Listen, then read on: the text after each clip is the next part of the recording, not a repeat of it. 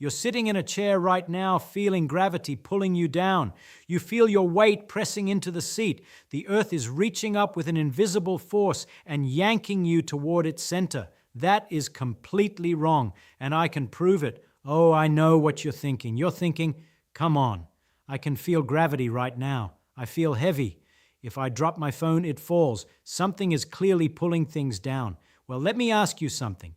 Have you ever been on a roller coaster right at that moment when you plunge down the first drop? What do you feel? Weightless. Your stomach floats. For that brief second, you feel nothing pulling you at all. Or think about astronauts on the space station. They're floating around completely weightless, but they're only 250 miles above you. The Earth's gravity up there is about 90% as strong as where you're sitting right now. So why don't they feel it? So which is it? Does gravity pull you down or doesn't it? Because when you're falling, you feel nothing. When you're standing still, you feel heavy. That seems exactly backward. That little puzzle is where the entire story of gravity falls apart. And once you pull on that thread, everything you think you know about falling, about weight, about space and time itself, collapses into something so disturbing that Einstein called it the happiest thought of my life. Let's start with what everybody believes because I want to be fair. The story goes like this. Newton told us gravity is a force. Every object with mass pulls on every other object. The earth pulls you down. You pull the earth up. Simple, elegant, done.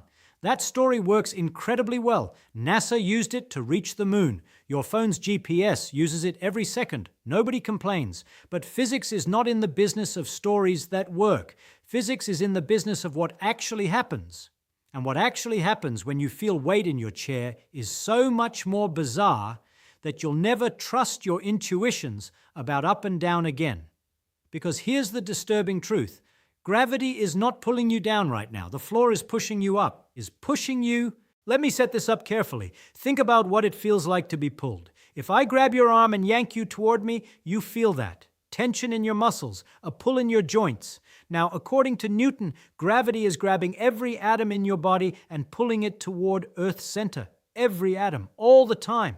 If you weigh 150 pounds, that's 150 pounds of force supposedly pulling you down. So why don't you feel it? Close your eyes. Try to feel gravity pulling on you. What you actually feel is pressure. Your butt against the chair, your feet against the floor. But can you feel the pull itself? No, you can't. Nobody can. Now here's where it gets strange. Think about falling. If you jumped off a diving board, during those seconds in the air, you'd feel weightless. Completely weightless. If you closed your eyes, you'd have no way of knowing you were plunging toward the water. You'd feel like you were floating in empty space. Does that bother you? It should bother you a little bit. Because think about what this means. When you're falling, when gravity is supposedly doing its thing, accelerating you at 9.8 meters per second squared, you feel nothing. Zero.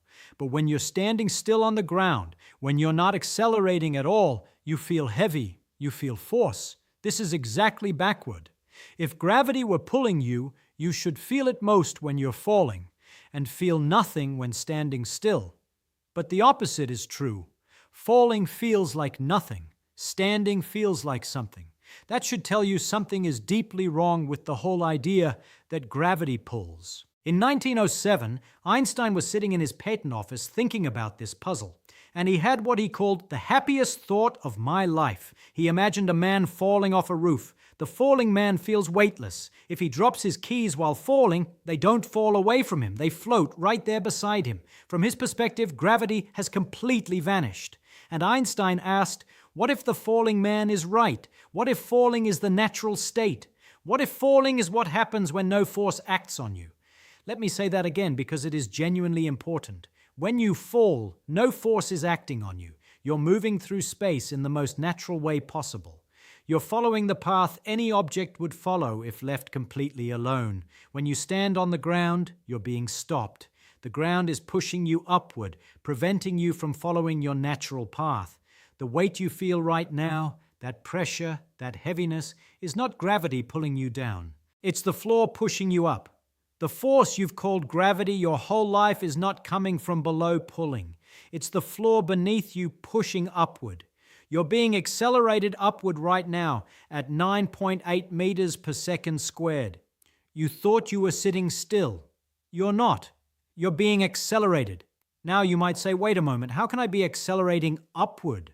I'm not moving. The ground isn't lifting me into the sky. That is an excellent question. Einstein proposed something called the equivalence principle. There is no experiment you can do that tells the difference between being in a gravitational field and being in an accelerating rocket. Imagine waking up in a windowless room. You feel weight. You drop a ball and it falls. Are you on Earth or in a rocket accelerating upward through empty space at 9.8 meters per second squared? You cannot tell. Not because you lack instruments, because there is no difference. The two situations are physically identical. Gravity and acceleration are the same thing. When you're in an accelerating rocket, what pushes you into your seat? The floor. It accelerates upward and rams into you. The same thing is happening right now. The floor is accelerating into you. That's where your weight comes from. But how can the floor accelerate upward forever without moving upward? This is where space-time gets involved. Einstein realized that mass doesn't create a force. Mass curves space-time itself. Think of space-time as a fabric. 4 dimensions. 3 of space, 1 of time, woven together. Without mass, this fabric is flat. Objects travel through it in straight lines. But when you put something massive like the Earth in that fabric, it warps, it bends. The fabric sags like a bowling ball on a trampoline. Objects moving through curved space-time follow the straightest possible paths, called geodesics. Near a massive object, geodesics curve inward. When you drop a ball, the ball isn't being pulled. It's following a straight line through curved space-time. It's doing the most natural thing any object can do. But you, standing on the ground, are not following a geodesic. The ground is in your way. Electromagnetic forces between the atoms of the floor and the atoms of your feet push you upward, preventing you from following your natural path.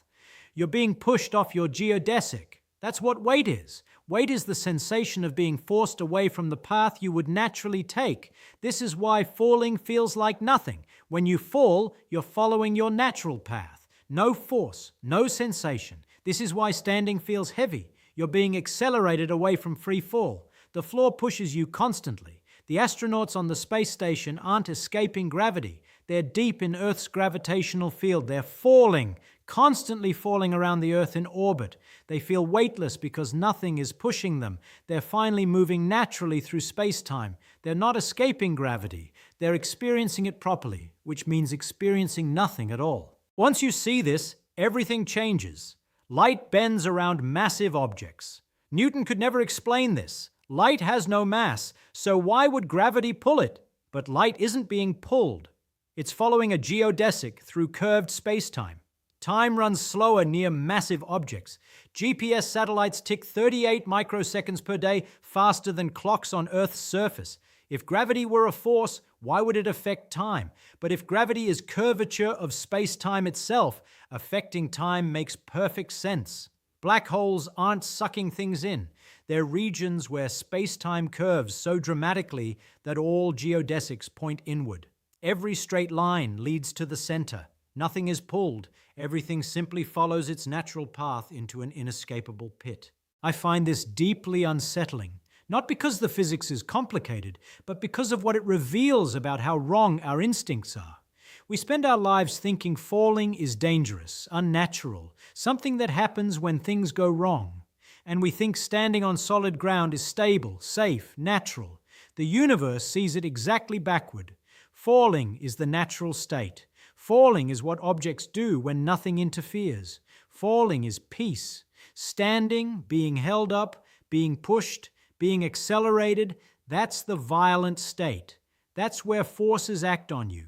You know what I love about this? You take something you feel every second of your life, your own weight, and discover you've been misinterpreting the signal. Your body tells your brain you're being pulled down. Wrong. The correct interpretation is you're being pushed up. Same sensation, opposite meaning. And here's one thought that might keep you awake tonight. If the floor is pushing you up, what does down even mean? We define down as the direction gravity pulls. But gravity doesn't pull. Down is just the direction you'd go if the floor weren't stopping you. Down isn't a direction the universe cares about. Down is just the direction of falling, and falling is freedom. So here's my question. Is the floor supporting you right now? Or is it imprisoning you, preventing you from following your natural path through the cosmos? Gravity doesn't pull you down. The floor pushes you up. That's what's really happening. I'd love to know how that lands with you. Tell me what you think.